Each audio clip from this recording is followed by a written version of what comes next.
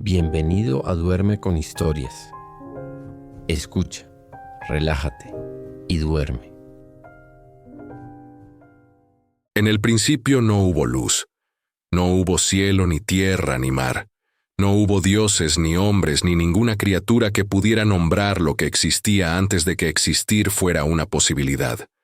Solo había el caos, esa vastedad informe, ese abismo sin orillas que no era oscuridad ni claridad, sino algo anterior a ambas, algo que respiraba sin pulmones, algo que pensaba sin mente, algo que simplemente era, de la manera en que son las cosas que todavía no han aprendido a ser de otra forma. Del caos nació Gea, la tierra, y Gea en su soledad eterna engendró al cielo. Lo llamaron Urano. Lo llamaron así porque era exactamente eso. El cielo que cubría la tierra como quien la abraza sin preguntarle si quiere ser abrazada. Urano la amó con la desmesura de quien nunca ha conocido límites, con ese amor que no distingue entre la ternura y la posesión. Y de esa unión nacieron los titanes. 12 criaturas de proporciones insondables. Fuerzas primordiales revestidas de forma. Inteligencia fundida con poder bruto, con esa clase de poder que no necesita demostración, porque su sola presencia ya es una demostración. Y entre todos ellos, el menor en orden de nacimiento pero no en ambición, el más astuto de todos, el que había aprendido desde temprano que mirar con cuidado es más útil que actuar con prisa. Cronos. Cronos derrocó a su padre con una hoz de adamantina. No fue una guerra prolongada, ni una conquista gradual. Fue un acto quirúrgico de brutalidad calculada. La castración de Urano, su humillación, su destierro al margen de todo lo que había creado. Y desde el trono que conquistó con sangre, Cronos comenzó a gobernar el mundo. Los humanos de esa época la llamarían después la Edad Dorada. Una época en que los hombres vivían sin enfermedad, sin guerra, sin vejez, sin el desgaste que viene de sobrevivir. Una época de una perfección tan completa que casi parecía irreal. Y quizás lo era, porque toda perfección que descansa sobre una herida oculta es, en el fondo, una ilusión con fecha de vencimiento. Y Cronos llevaba esa herida. Antes de caer, Urano le había lanzado una profecía como quien arroja la última piedra, del que ya no tiene nada más que perder. Le dijo que sería superado por su propio hijo, como él había superado a su padre. Y Cronos, que había aprendido a no subestimar las palabras de los caídos porque él mismo había dado la caída, tomó esa sentencia como la única verdad que importaba en el universo. Así que cuando su esposa Rea le dio el primer hijo, Cronos lo tomó entre sus manos y lo devoró entero. Hestia, luego Deméter, luego Hera, luego Hades, luego Poseidón. 5 hijos tragados uno a uno. 5 vidas consumidas no por hambre ni por crueldad gratuita, sino por algo peor, por miedo. Por esa clase de miedo que no tiene cura porque su objeto es infinito, porque todo lo que existe puede convertirse en la fuente del daño que se teme.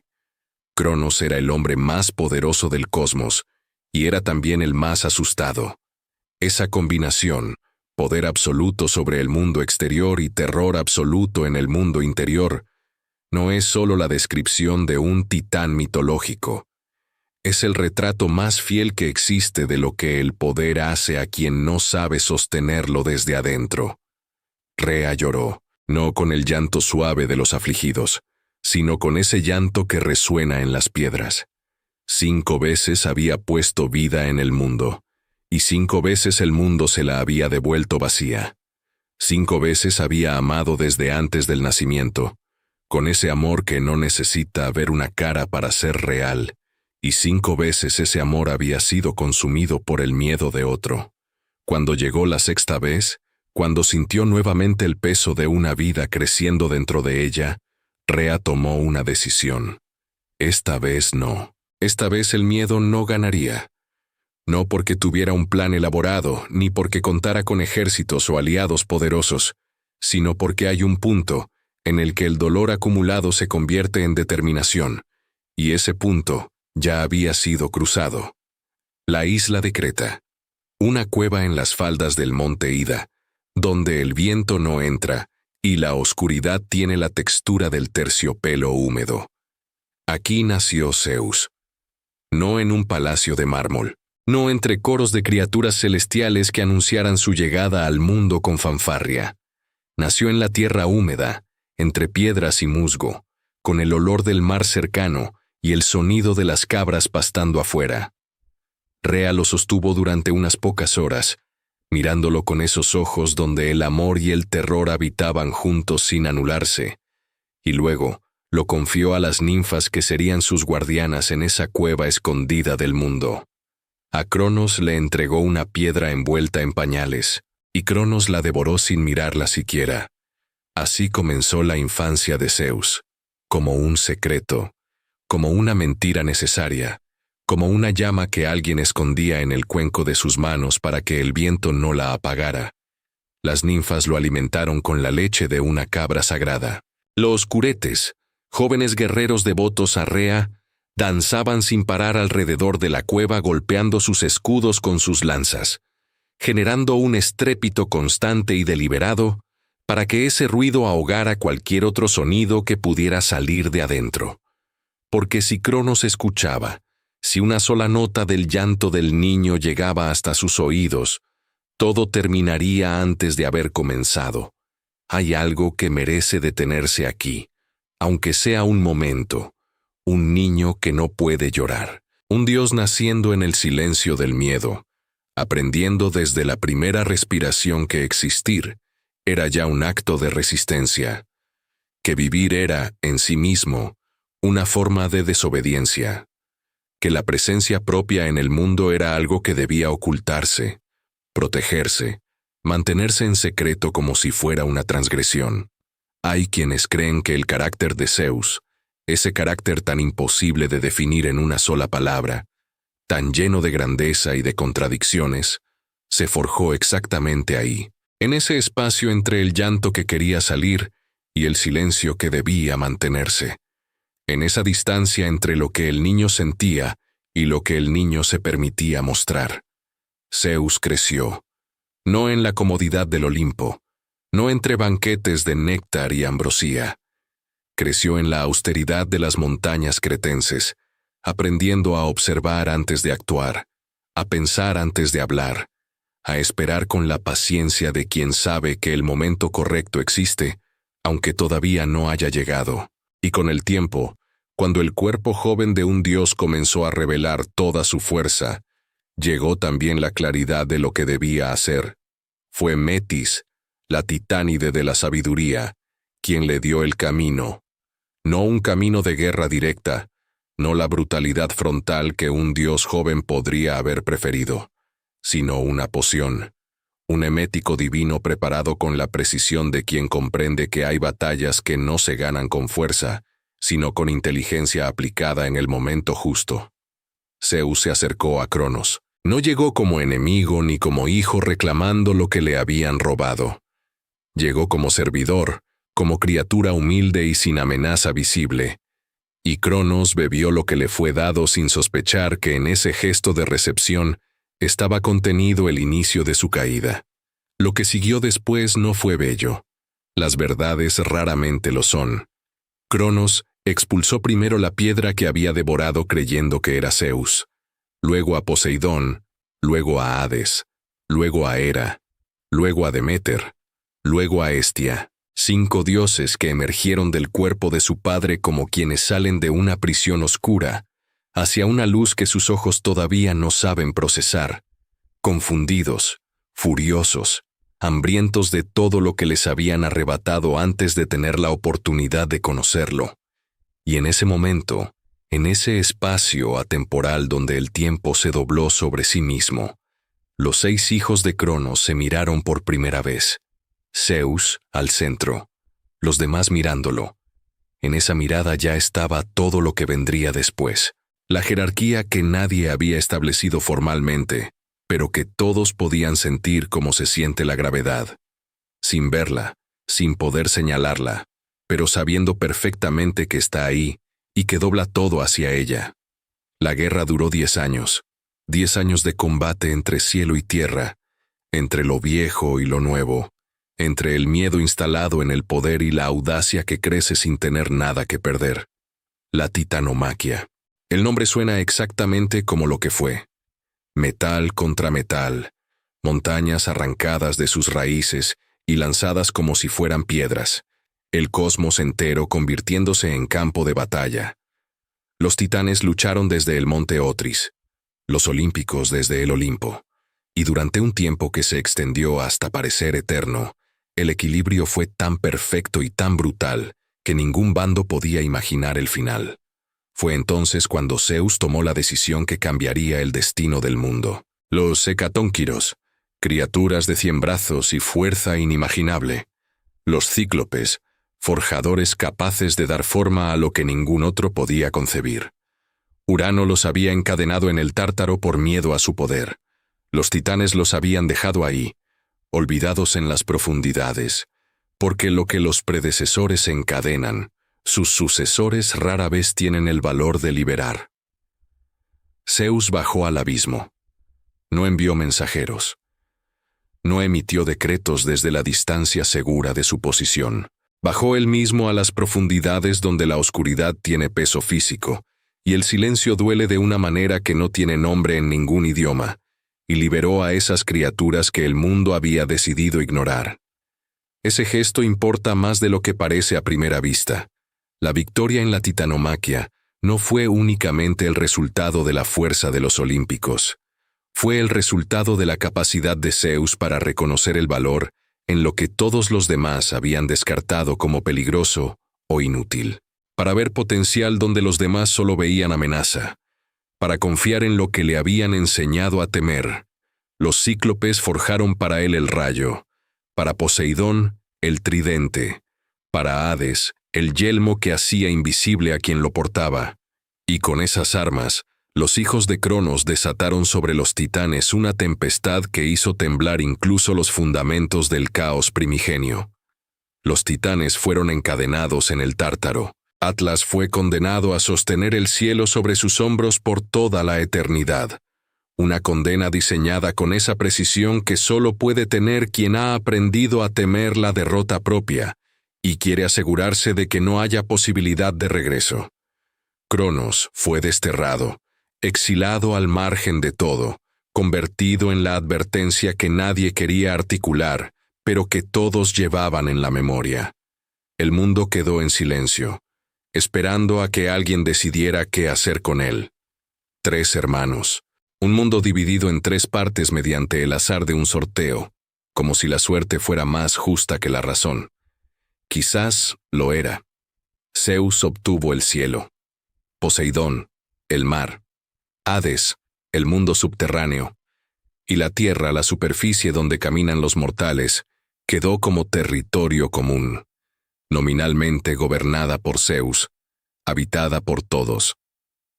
Zeus ascendió al Olimpo, y allí, en la cima del mundo, en ese lugar donde las nubes se convierten en suelo y el horizonte se extiende hacia todos los puntos a la vez, comprendió por primera vez el verdadero peso de lo que había ganado: el poder.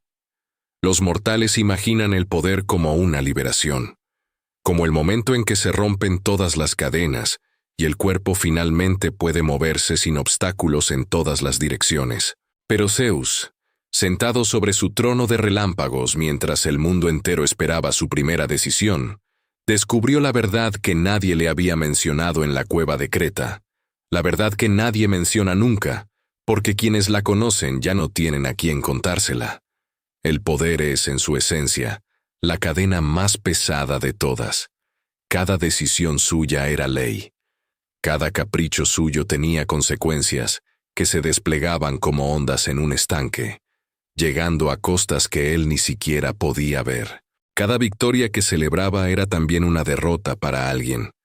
Cada alianza que forjaba era también, desde otra perspectiva, una traición. Y tenía que mantenerse fuerte, siempre fuerte, porque los dioses miraban, los titanes encadenados miraban, los mortales miraban, y cualquier signo visible de duda sería la grieta por donde la profecía de Urano, se colaría de regreso como agua que encuentra el camino que no puede cerrarse. Serás superado por tu propio hijo.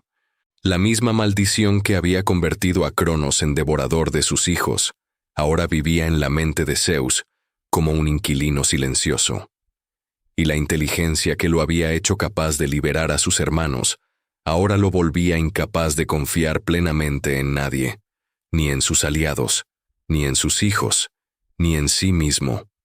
Fue por esa razón que devoró a Metis, la misma Metis que le había dado la sabiduría para derrotar a Cronos, la que llevaba dentro de sí una vida cuyo destino amenazaba con superar al padre. Zeus la devoró, para contener esa amenaza antes de que se materializara.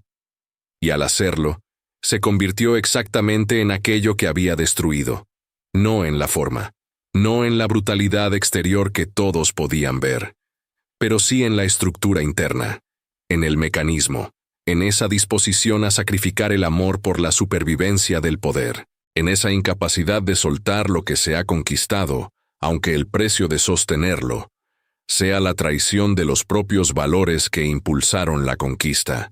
La historia se repite, siempre, en el espejo de los dioses, de una manera tan clara que debería avergonzar a los humanos que se dicen distintos. Era, de todos los temas de Zeus, ninguno más complejo, ninguno más doloroso, ninguno más revelador de lo que habitaba verdaderamente en el interior de ese dios majestuoso y contradictorio, que su relación con la reina del Olimpo. Zeus la cortejó transformado en cuclillo. Un pájaro pequeño, sin poder aparente, sin nada de la grandiosidad que lo definía en todas las demás circunstancias de su existencia.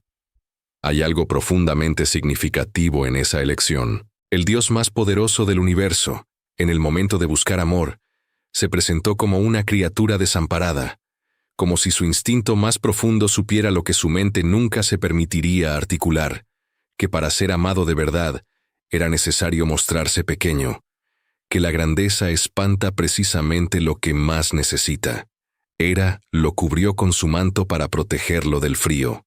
En ese gesto estaba el amor ya, en esa protección ofrecida sin que nadie la pidiera, y el cuclillo reveló su verdadera forma. Lo que nació de esa unión fue algo tan intenso, tan capaz de producir tanto fuego como hielo, tan imposible de reducir a cualquier categoría simple, que los mortales lo contemplaron durante milenios, como el modelo de todas las relaciones que no saben existir en paz, pero que tampoco saben existir separadas. Zeus amaba a Hera con esa clase de amor que no puede estar quieto, que necesita el conflicto para sentirse real, que encuentra en la distancia una intensidad que la cercanía no le da, y se alejaba, una y otra vez, sin poder evitarlo, buscando en otros brazos lo que no sabía nombrar pero que le faltaba. No por maldad, sino por esa incapacidad de quien creció aprendiendo a no necesitar a nadie, de pronto frente a alguien a quien necesita, y sin las herramientas para sostenerse en esa vulnerabilidad sin huir. Hera respondía con una ferocidad que los mortales describieron durante siglos como simple crueldad. Pero no era eso. Era el grito de quien sabe que el amor también hiere, y que aún así no puede dejar de amar, porque ese amor es ya parte de su propia definición. Entre Zeus y Hera no había paz, solo treguas. Y en esas treguas, a veces, había algo que se parecía a la ternura suficiente para explicar por qué ninguno de los dos dejó de intentarlo. Hay una pregunta que los filósofos de la antigua Grecia nunca formularon directamente, pero que flotaba detrás de cada mito que contaban, presente en cada historia que decidían preservar. Puede ser libre el que lo tiene todo. Zeus era omnipotente dentro de los límites del cosmos. Su rayo era irresistible. Su palabra era ley. Su presencia hacía temblar tanto a dioses como a gigantes. Y sin embargo, cada noche, cuando el Olimpo callaba y las estrellas hacían su trabajo silencioso sobre el mundo, Zeus miraba el horizonte con algo que no era satisfacción. Era una especie de vértigo. La sensación de que debajo de todo ese poder, detrás de toda esa magnificencia, Había todavía un niño en una cueva cretense que aprendía a no llorar. Un niño que había sobrevivido a base de secretos y astucia, que nunca había conocido la infancia sin la sombra del miedo, y que nunca había aprendido del todo a existir sin ese miedo como compañero constante. Cada vez que miraba a sus hijos, la profecía regresaba. Cada vez que uno de ellos demostraba poder o sabiduría excepcionales, la pregunta volvía más aguda, más urgente, más imposible de ignorar. ¿Cuándo? ¿Cómo? ¿Cuál de ellos? El rayo en la mano, el cielo en el nombre, el universo a sus pies, y el miedo viviendo, imperturbable, en el centro de todo. Eso es Zeus, no solo el rey de los dioses, no solo el padre del Olimpo, sino también el ser que descubrió que alcanzar el cielo no significa, necesariamente, dejar de caer, que el poder absoluto no es la ausencia del miedo, que es, simplemente, su forma más solitaria.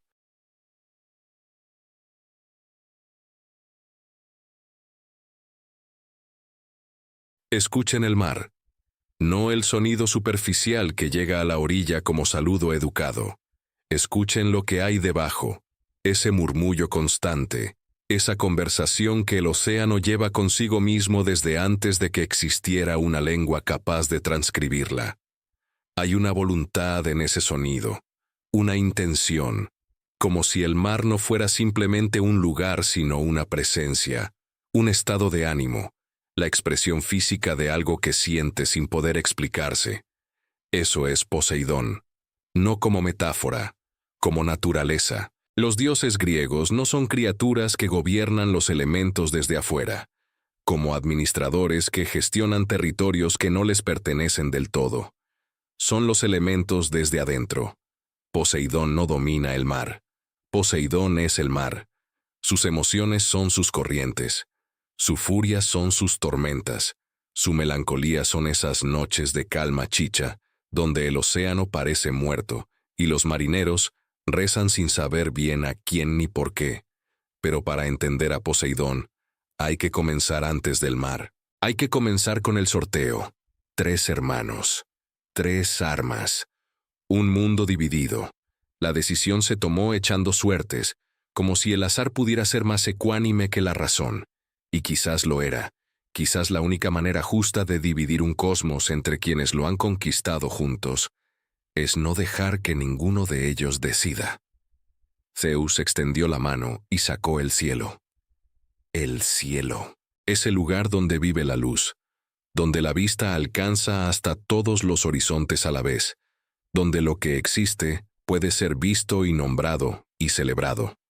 El cielo que los mortales miran cuando necesitan sentir que hay algo más grande que ellos.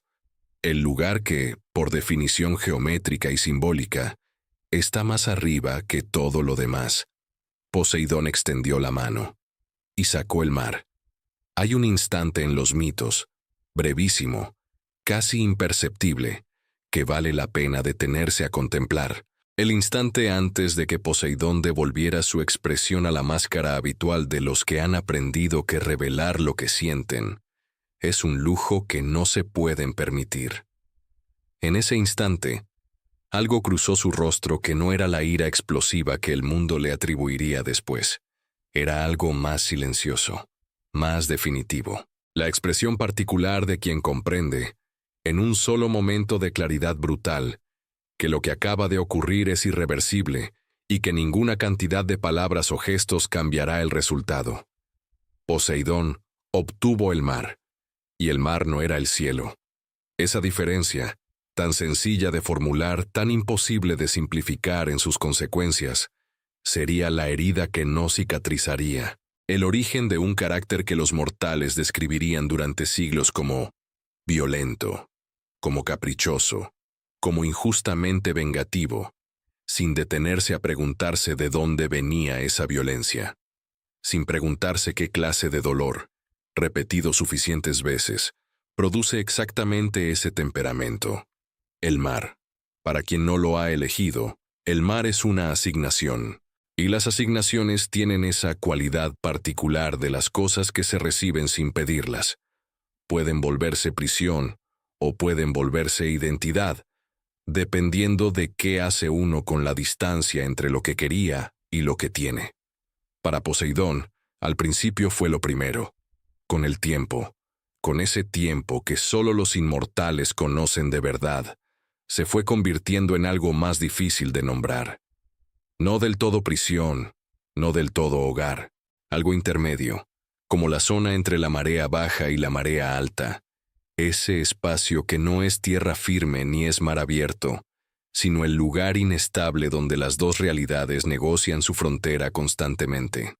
El mar tiene exactamente la misma temperatura emocional que Poseidón, nunca completamente en calma, nunca completamente en tormenta, siempre en movimiento, siempre a punto de ser algo diferente de lo que era un instante antes, siempre conteniendo en sus profundidades una energía que la superficie apenas sugiere. Y los terremotos también le pertenecían. Lo llamaban el agitador de la tierra, Enosígallos. Cuando la rabia de Poseidón se volvía demasiado grande para contenerse en el mar, encontraba salida hacia abajo, hacia la roca y el magma, y la tierra se abría de la manera en que se abren las heridas que ya no pueden mantenerse cerradas por más tiempo. No es casualidad que los terremotos y las tormentas compartan esa misma característica. Son fuerzas que no avisan, que no negocian, que no se pueden razonar ni apaciguar con argumentos. Son la expresión pura de una energía que superó los límites de lo que puede contenerse. Y Poseidón era exactamente eso, en forma divina, algo que había superado repetidamente los límites de lo que podía contenerse, y que había aprendido a expresarlo de la única manera que nadie podía ignorar. Hay que hablar del orgullo de Poseidón. El orgullo no es un defecto simple. Tiene una arquitectura compleja con fundamentos en la historia de quien lo porta. Y Poseidón tenía razones para el suyo que no pueden descartarse sin deshonestidad. Era un dios primordial, uno de los 6 hijos originales de Cronos y Rea. Había sobrevivido el vientre de su padre. Había soportado esa oscuridad que no era metafórica sino literal. Había emergido de ahí con toda la confusión y la furia de quien lleva demasiado tiempo encerrado. Había luchado durante 10 años en la titanomaquia, con la misma entrega, la misma determinación, el mismo riesgo que cualquiera de sus hermanos. No era un dios menor. No era una deidad local de algún río o bosque perdido en los márgenes del mapa. Era uno de los 3 sobre quienes descansaba la estructura del universo. Y sin embargo, era el segundo, nunca el primero. Zeus siempre antes. El nombre de Zeus siempre más grande, siempre en el centro de cada historia, cada himno, cada oración que los mortales levantaban al cielo. Y Poseidón, que había dado exactamente lo mismo, que había derramado exactamente la misma sangre divina en los campos de batalla de la titanomaquia, tenía que inclinar la cabeza ante las decisiones de un hermano, cuyo trono descansaba, en parte, sobre el trabajo de todos. La rivalidad con Atenea por la ciudad de Atenas es quizás la escena donde esa herida se muestra con más claridad. Una ciudad nueva que crecía sobre la colina del Ática con esa energía particular de los lugares que están destinados a ser algo más que un punto en el mapa. Poseidón la quería, no por necesidad real, no porque le faltaran territorios o devotos. La quería porque es lo que hace quien siente que el mundo le debe algo que no le ha dado todavía. Busca en la conquista el reconocimiento que le ha sido negado en otros lugares. Llegó a la colina con su tridente, ese arma que los cíclopes habían forjado para él, con el mismo cuidado con que habían forjado el rayo de Zeus, aunque la historia rara vez se detuviera a recordarlo así, y lo hundió en la roca, con toda la autoridad de quien tiene el derecho de hacerlo. Del golpe nació una fuente de agua salada, agua del mar llevada hasta la cima de una montaña. Era la demostración de que donde Poseidón ponía su voluntad, la naturaleza misma se transformaba para obedecerle. Atenea plantó un olivo. Los mortales deliberaron y eligieron el olivo, no porque no reconocieran la magnitud del gesto de Poseidón, sino porque el olivo les daba aceite, alimento, madera, combustible, porque la practicidad del regalo de Atenea respondía a lo que necesitaban para vivir, mientras que la grandiosidad del regalo de Poseidón respondía a lo que él necesitaba para ser reconocido. Esa diferencia, sutil pero irreducible, entre el don que sirve y el don que exige ser admirado, lo dice todo sobre el estado interno de quien lo da. Poseidón perdió, y el mar rugió, la guerra de Troya.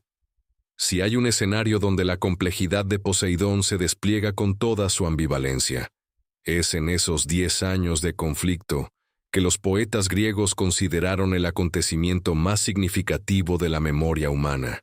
Poseidón apoyó a los griegos, no por amor a los griegos, que sería ingenuo creerlo. Los apoyó porque Troya lo había ofendido. El rey Laomedonte, padre de Príamo, lo había contratado junto a Apolo para construir las murallas de la ciudad. Cuando el trabajo estuvo terminado, se negó a pagar. Para la sensibilidad de Poseidón, para ese orgullo que ya cargaba tantas heridas previas, esa traición no era simplemente un problema contractual. Era la confirmación de un patrón que reconocía demasiado bien desde demasiado tiempo. El trabajo de Poseidón era tomado como algo debido. Su contribución era usada y luego descartada. Era suficientemente poderoso para ser convocado cuando había algo difícil que construir y suficientemente prescindible para ser ignorado cuando llegaba el momento de reconocer lo hecho. Así que cuando llegó la guerra y hubo que elegir bando, la elección de Poseidón no fue estratégica, fue emocional, fue personal, fue la expresión de esa clase de ira que no busca exactamente justicia, sino algo más primario, que el daño sea reconocido, que quien causó el daño sepa, aunque sea tarde, lo que costó. En el campo de batalla su presencia era irresistible. La tierra temblaba donde ponía su atención. Las mareas respondían a sus estados de ánimo como si tuvieran memoria de a quien debían obediencia. Y en los momentos más oscuros para los griegos, cuando el combate parecía perdido y el ánimo de los guerreros se quebraba, había algo que los impulsaba hacia adelante, una voluntad que venía desde debajo del suelo y del mar al mismo tiempo, insistiendo en que continuaran. Y sin embargo, incluso en la victoria, la historia recordaría la guerra de Troya por otros nombres. La astucia de Odiseo, el sacrificio de Aquiles, los planes de Atenea, la intervención de Apolo. Poseidón sería mencionado, sí, pero no en el centro, nunca en el centro. ¿Y en el silencio? ¿Qué era Poseidón cuando nadie lo miraba? Cuando no había guerra que ganar, ni ciudad que disputar, ni rayo de Zeus contra el que medir fuerzas. Cuando el mundo de arriba dormía y el océano quedaba solo con su propia extensión.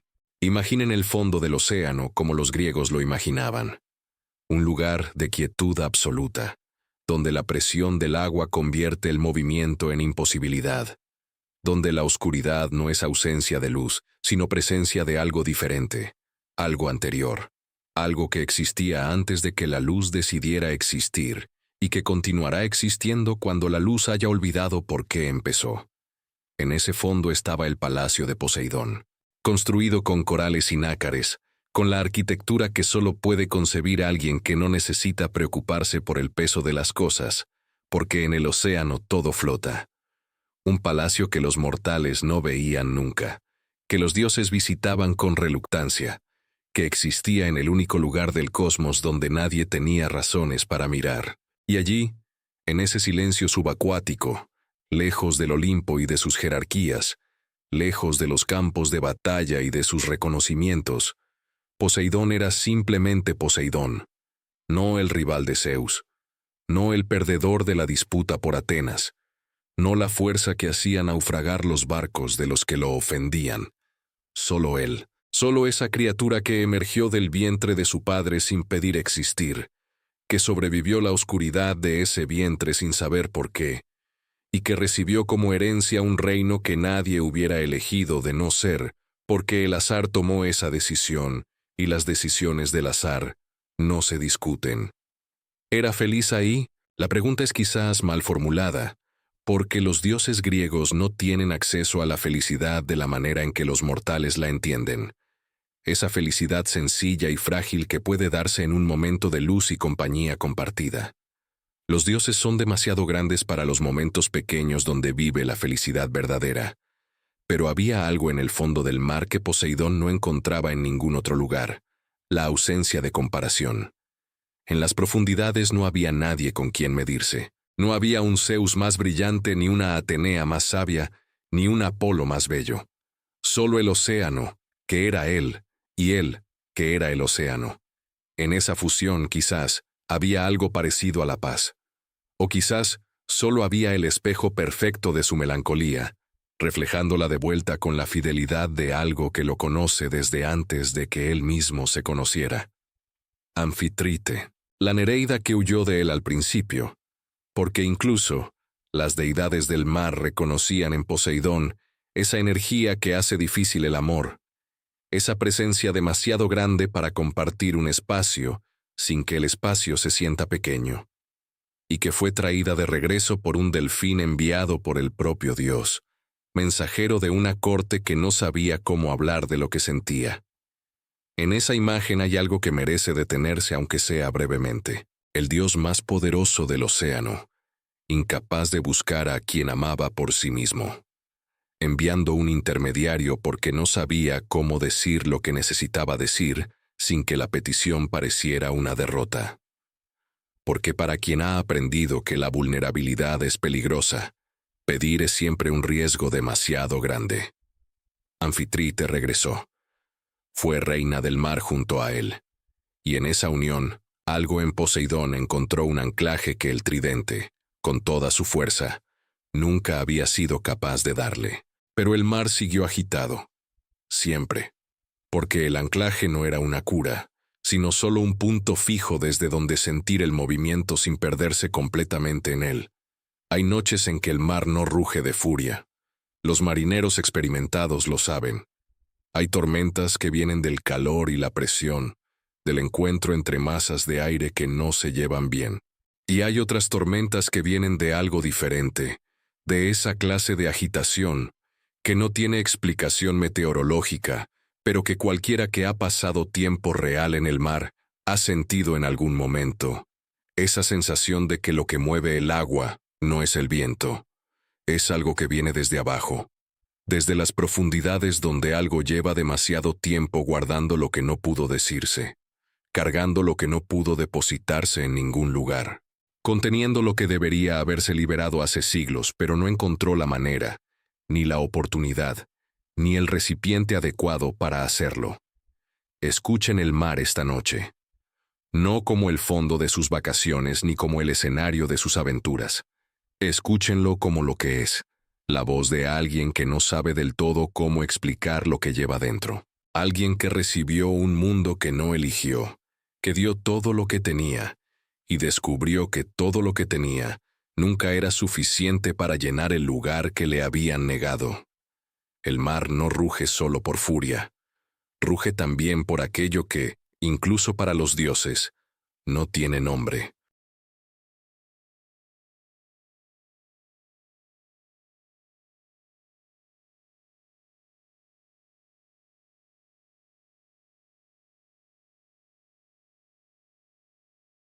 Hay un lugar donde el silencio tiene textura, no el silencio de la noche, que siempre está interrumpido por el viento, o los insectos, o el latido de lo que vive cerca. No el silencio del mar en calma, que es en realidad una conversación entre el agua y la luna. Este es el silencio que viene después de todo lo demás. El silencio, que no es una pausa, sino un estado permanente. El silencio que no espera ser roto, porque no fue hecho para ser roto, sino para ser habitado. Ese silencio tiene un nombre, el inframundo, y el inframundo tiene un rey. Cuando se hizo el sorteo entre los 3 hermanos, y los dedos de Hades se cerraron sobre lo que el azar le otorgaba, hubo un momento brevísimo, antes de que su expresión volviera a ser lo que siempre era, impenetrable, quieta, La máscara perfecta de quien ha aprendido con el tiempo que revelar lo que siente es un lujo que no puede permitirse. Ese momento fue suficiente. Los que estaban cerca vieron algo cruzar su rostro. No fue la ira con la claridad explosiva que mostraba Poseidón. No fue la inquietud estratégica que caracterizaba a Zeus. Fue algo más silencioso, más definitivo. La expresión particular de quien comprende, en un instante de claridad absoluta, que lo que acaba de ocurrir es irreversible y que ninguna cantidad de protesta, de negociación, de ruego o de fuerza cambiará el resultado. Hades obtuvo el inframundo, el reino de los muertos, el lugar al que van todos los que alguna vez estuvieron vivos, y del que ninguno regresa por voluntad propia. Construyamos ese lugar con palabras, porque merece ser construido con cuidado. El inframundo de los griegos no era el infierno que las tradiciones posteriores imaginarían. No era un lugar de castigo eterno para todos sus habitantes. No era un fuego permanente diseñado para atormentar. No era la residencia del mal cósmico personificado. Era algo más interesante, y en cierta manera más inquietante precisamente por esa razón. Era un lugar neutral. Al entrar, las almas cruzaban la laguna Estigia en la barca de Caronte, el barquero que cobraba su óbolo en silencio, sin mirar a los ojos de quienes transportaba, con la eficiencia sin emoción, de quien lleva demasiado tiempo haciendo el mismo trabajo para que cualquier cara individual le resulte memorable. Una moneda era el precio del tránsito. Por eso los griegos enterraban a sus muertos con monedas sobre los ojos o bajo la lengua, para que no llegaran sin pagar al otro lado, para que no tuvieran que vagar eternamente en la orilla de este mundo. Esas almas sin moneda, los no enterrados, los olvidados por los vivos que deberían haberlos despedido.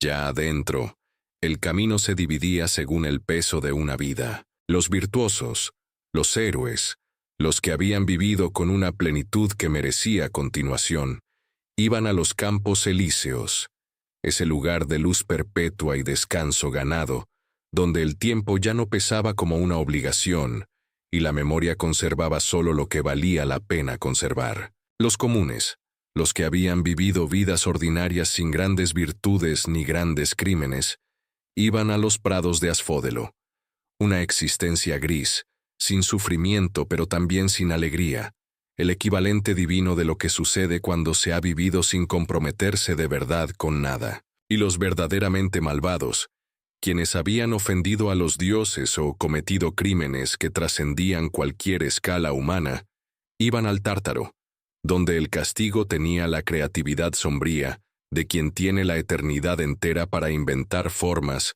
de que una lección no pueda olvidarse nunca.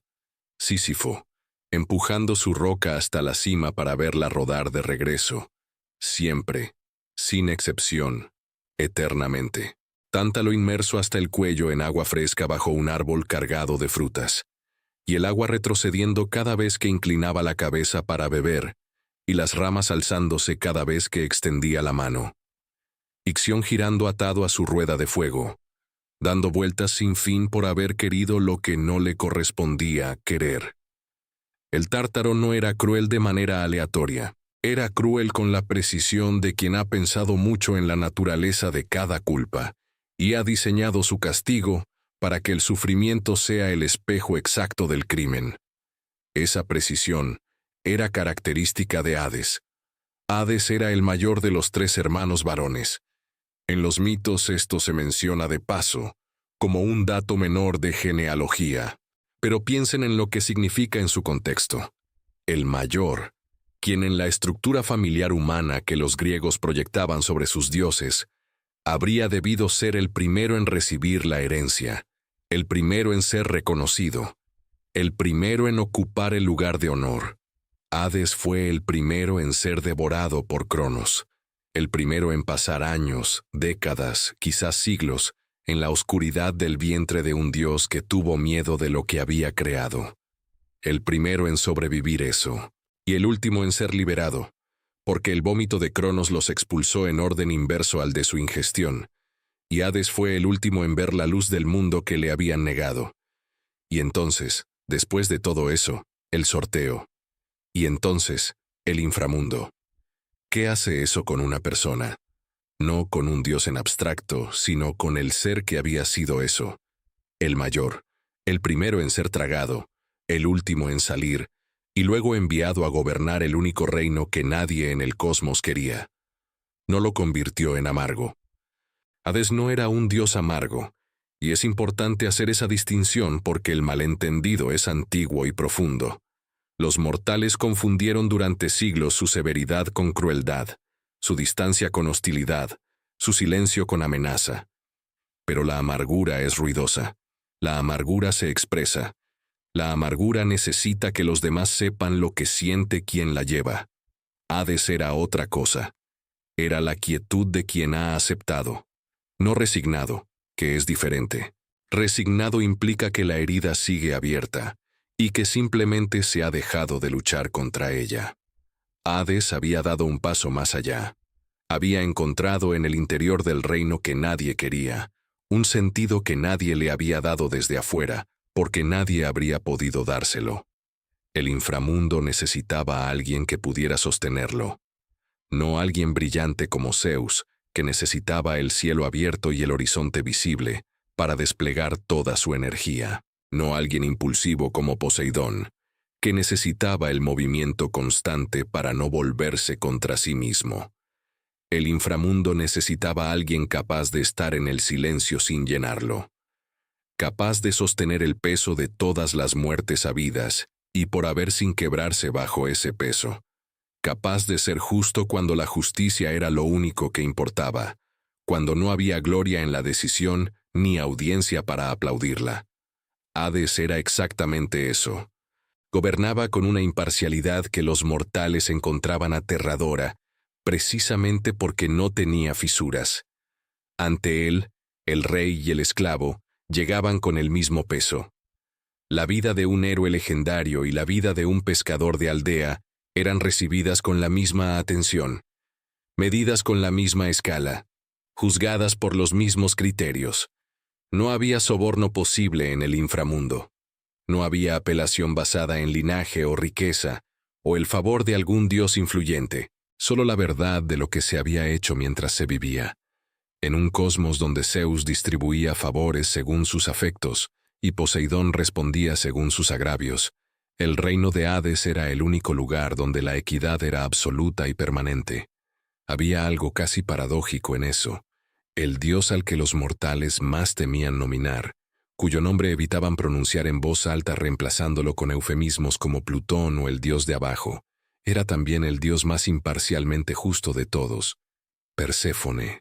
De todo lo que podría decirse de Hades, nada revela más profundamente su humanidad, su vulnerabilidad, la distancia entre el dios que el mundo veía y el ser que habitaba dentro de esa divinidad, que la historia de Perséfone, la hija de Deméter, la joven diosa de la primavera, criada en la luz del mundo de arriba, rodeada de flores y estaciones cambiantes y toda esa vitalidad que el inframundo, por definición, no podía tener, la que un día recogía narcisos en un prado, y de pronto la tierra se abrió bajo sus pies.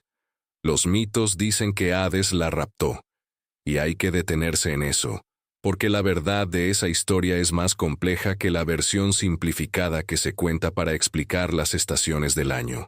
Hades, que gobernaba el reino de todos los muertos, que veía pasar ante sí cada día la totalidad de las vidas humanas, que conocía el peso de cada existencia y el momento exacto de cada final.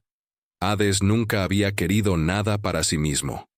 No en el sentido personal, no con ese querer urgente e individual que hace que los seres actúen fuera de sus patrones habituales. Era suficientemente sabio para saber que querer cosas en el inframundo era una contradicción en los términos. En su reino, los deseos de los vivos perdían su urgencia, porque la eternidad los hacía relativizar todo. Y entonces la vio, y algo en él, que había aprendido a funcionar sin querer, de pronto quiso, no con la violencia conquistadora que los mitos superficiales le atribuyen, sino con esa torpeza particular de quien no sabe cómo pedir, porque nunca tuvo que hacerlo, de quien ha olvidado, o quizás nunca aprendió a mostrarse sin la armadura que ha ido construyendo capa a capa durante siglos. Perséfone llegó al inframundo, y al principio lo vivió como lo que era, una separación de todo lo que conocía. La ausencia del sol, la ausencia de su madre, la ausencia del mundo verde y cambiante que había sido su naturaleza entera. Deméter, desesperada, dejó que la tierra se volviera estéril.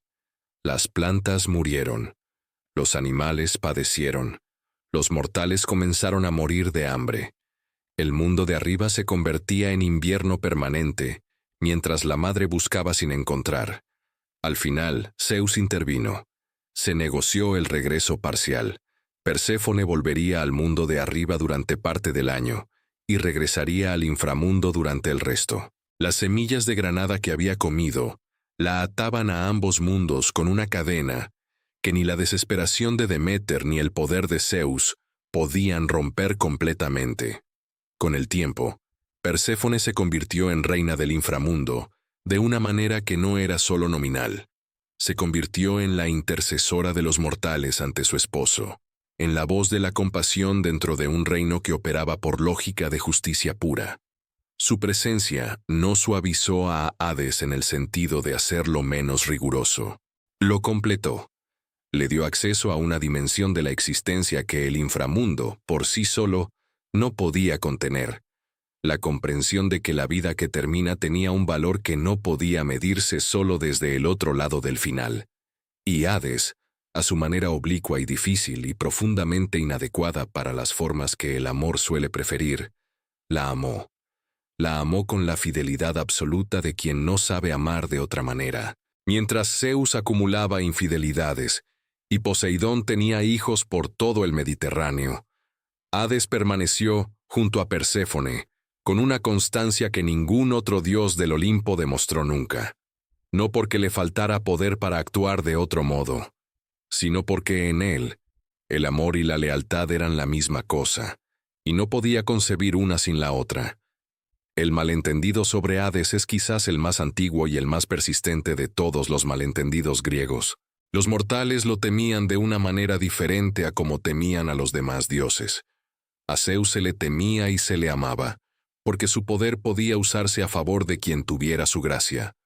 A Poseidón se le temía y se le apaciguaba, porque su temperamento era volátil, pero podía calmarse con los sacrificios correctos. Pero a Hades simplemente se le evitaba nombrar. Se le dejaba fuera de los templos y de los himnos y de las conversaciones festivas, como si mencionarlo demasiado fuera una invitación que nadie quería extender. Y sin embargo, Hades nunca persiguió a los mortales. Nunca los castigó por el simple hecho de vivir. Nunca creó enfermedades para llenar su reino más rápido. Nunca intervino en la vida de los vivos más allá de lo estrictamente necesario. Era, de todos los dioses griegos, el que con menos frecuencia descendía al mundo de arriba para interferir en los asuntos de quienes todavía no le pertenecían. Solo hacía su trabajo, y su trabajo era recibirlos a todos, sin excepción, cuando llegara el momento. No antes, no más tarde. En el momento exacto. El malentendido radicaba en confundir al mensajero con la causa. Hades no traía la muerte, no la provocaba, no la aceleraba, no la diseñaba, simplemente la recibía y le daba el único lugar donde podía existir sin dañar a los vivos, su propio reino, donde la muerte no era una amenaza sino una condición, donde el final de cada vida era el principio de lo que venía después. No era el enemigo de la vida, era su consecuencia necesaria. Hay una pregunta que todos los seres que piensan se hacen tarde o temprano, aunque no siempre en las mismas palabras. ¿Qué le da sentido a algo que termina? Los mortales luchan contra esa pregunta de maneras distintas. Construyen monumentos, tienen hijos, escriben libros, fundan religiones, conquistan territorios, todo con la esperanza de que algo de lo que fueron persista más allá del momento en que dejen de ser. todo como respuesta a esa pregunta que el inframundo hacía inevitable. Si todo termina aquí, si todas las vidas sin excepción llegan a este mismo umbral, ¿qué diferencia hace lo que se hizo mientras se vivía? Hades sabía la respuesta, no porque fuera el más sabio de los dioses, aunque su sabiduría era real y profunda, sino porque la pregunta la vivía todos los días desde todos los ángulos posibles. Había visto pasar ante él cada tipo de vida humana que puede vivirse. Había recibido al conquistador y al conquistado, al santo y al criminal, al que murió en la gloria de la batalla y al que murió solo en algún rincón ignorado del mundo. Había visto el resultado final de todas las decisiones que los mortales tomaban creyendo que importaban, y todas las decisiones que tomaban creyendo que no importaban. Y lo que había aprendido de todo eso era esto: el equilibrio entre la vida y la muerte no es una balanza donde una cosa pesa contra la otra. Es una continuidad. La vida no es valiosa a pesar de la muerte. La vida es valiosa gracias a la muerte. El tiempo limitado es lo que da a cada elección su peso real. La finitud es lo que hace que cada momento sea irrepetible. Sin el inframundo, sin ese umbral que espera a todos sin excepción, la existencia no tendría la urgencia que la hace significativa. Hades no era el enemigo del mundo de arriba. Era la condición que hacía posible que el mundo de arriba importara. Cuando los mortales griegos imaginaban a sus dioses, los imaginaban como versiones magnificadas de sí mismos, más fuertes, más bellos, más longevos, más capaces de todo lo que los humanos podían hacer, pero en proporciones que excedían cualquier escala humana. Pero en esa magnificación también amplificaban sus heridas. Zeus, magnificado en poder, también magnificado en su incapacidad de confiar. Poseidón, magnificado en fuerza, también magnificado en su incapacidad de recibir lo que el azar le daba, sin sentirlo como una injusticia. Y Hades, magnificado en su capacidad de estar en el silencio y la soledad, también magnificado en esa distancia de todo lo cálido y vivo que hace imposible ser completamente visto por los demás. 3 hermanos, 3 heridas distintas, un mundo sostenido por los 3 juntos. Y quizás en eso, en esa imagen de 3 seres que ninguno de ellos habría elegido ser, de la manera exacta en que eran pero que sostenían el cosmos precisamente así, con exactamente esas heridas y exactamente esas fortalezas. Quizás en eso los griegos antiguos estaban diciendo algo sobre lo que significa el poder verdadero. No es la ausencia de dolor. No es la capacidad de evitar la pérdida. No es el trono más alto ni el territorio más extenso. El poder verdadero es la capacidad de sostener lo que se te ha dado, incluso cuando no es lo que querías. Es encontrar dentro de lo que eres, exactamente lo que eres con todas sus sombras y contradicciones, la forma de servir a algo más grande que tú mismo sin perderte completamente en el servicio. Zeus sostuvo el cielo, con todo el miedo que le costó, con todas las traiciones que cometió en nombre de la supervivencia del poder, con toda la soledad que el trono más alto del cosmos lleva consigo, sostuvo el cielo y mantuvo el orden. Poseidón sostuvo el mar, con toda la herida de no haber recibido lo que quería, con toda la melancolía que el fondo del océano conoce mejor que nadie, con toda la furia que buscaba reconocimiento donde el reconocimiento no llegaba, sostuvo el mar y mantuvo las corrientes que hacen posible la vida. Y Hades sostuvo el silencio. Con toda la incomprensión que cargó durante milenios, con toda la soledad de reinar en el único lugar al que nadie quería llegar y del que nadie quería hablar, con toda la complejidad de amar lo que su naturaleza hacía difícil amar y ser amado por lo que su naturaleza hacía difícil amar, sostuvo el silencio y mantuvo el equilibrio sin el cual la vida misma perdería su significado. El verdadero significado del poder no está en el rayo, ni en el tridente, ni en el yelmo de la invisibilidad. Está en la disposición de sostener lo que se te ha dado, incluso cuando pesa, incluso cuando duele, incluso cuando nadie te ve hacerlo. Está en continuar.